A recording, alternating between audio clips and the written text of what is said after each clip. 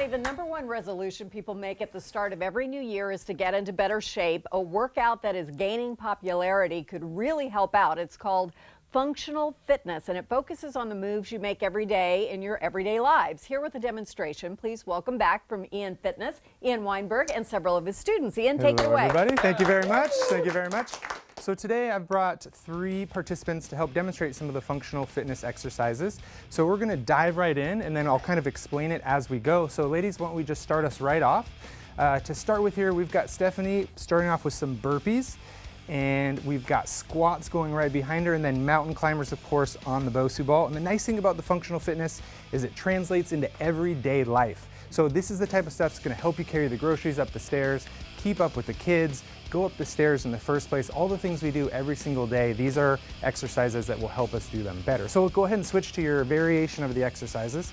We're going to switch right into it. So we're into the lunges. We've got a Russian twist here for the core.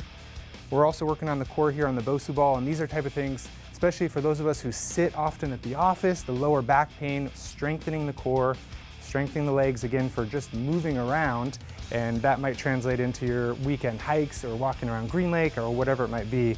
But you can see these various different exercises that we're getting into here are translating right into, again, everyday movements and exercises. Yeah. All right. I'd say we just let them go all day long on the exercises. But good work. Give them a quick round of applause. I like it.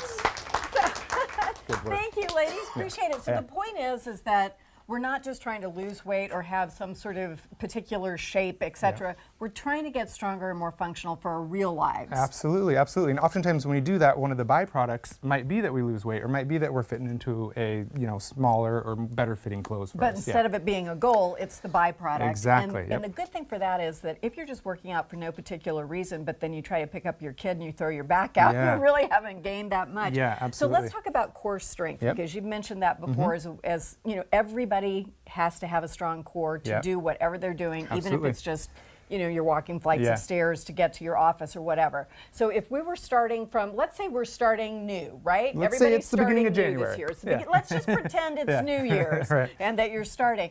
Where would we start with our core? Yeah, and it's a great point. The core, I like to think about it like it's a tree.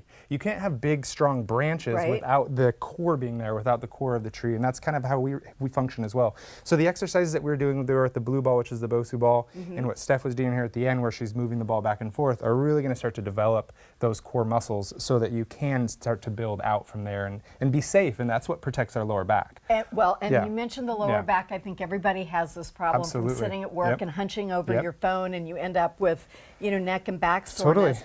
So do planks help with that, as the woman closest to the camera was doing? When we're down in that plank and you keep your hips up, your core is what's keeping your body straight. And you'll notice if you stand up straight the proper way we're supposed to, your core is engaged as well. Right. But oftentimes we end up kind of like this. I do. I swear I end up just like, rolled over in a little ball by the end of the day. So if you stand up straight, you think about squeezing your glutes, you squeeze the buns a little bit. Those glutes and your core should be what's holding you up. And when we don't engage those muscles, that's when the lower back takes over, and that's where those aches and pains come from. Got it. Okay. Is there any exercise you can do while sitting at your desk? Yeah, you could totally stand up a little bit and then sit right back down. If you have some space, if you're seated, you could do leg extensions, alternating leg extensions. You could have your toes on the floor and kind of lift yourself up a little bit just to kind of keep the blood flowing a little bit. But I recommend, hey, get up, go to the water cooler, get a drink, and maybe do a couple walking lunges on the way to the water, and you just kind of keep yourself moving. Who cares if people laugh? They'll be doing it you'll be right laughing at them later on. Yeah, exactly. Yeah. So my last question has to do with just the bending over with the phone, and so a lot of people talk about tension settling in their neck and shoulders. What do you recommend for that? Yeah, so same idea. The proper way to stand is getting your posture right where you are pulling your shoulders back, and your neck is you're supposed to look straight ahead versus down at your phone the whole time. So we could learn to hold our phones up. Yeah, I guess. You get a little selfie stick, but being mindful of it, I think, is the best approach. And recognizing hey, I've been on my phone for a long time. You shouldn't be walking looking at your phone anyway. You're bound to run into a telephone pole or something. So recognizing hey, I've been on my phone for a while, or my neck is starting to feel warm and I can feel that it's starting to be bothered, and switch things up and take a break from it. Take a break, stand up, pull your shoulders back. back. Yep, absolutely. And I'm guilty of it as well. Every once in a while, if I'm on the computer, I'm like, hey, I'm not sitting quite right. And I'll pull my shoulders back and kind of realign myself. I think we all do that. Now you have a fitness challenge. We do. To tell us about. Yeah, so it's New Year's and everybody's like, hey, what do you guys got going? And so as always, I've cooked up something pretty exciting. We've put $1,000 of cash on the line for winners of the 6-week challenge. Okay. So the cool thing, just like we mentioned, it's not just about weight loss. It's not just about getting smaller, because fitness is all kinds of ways. Some people want to get bigger and want to get stronger. And so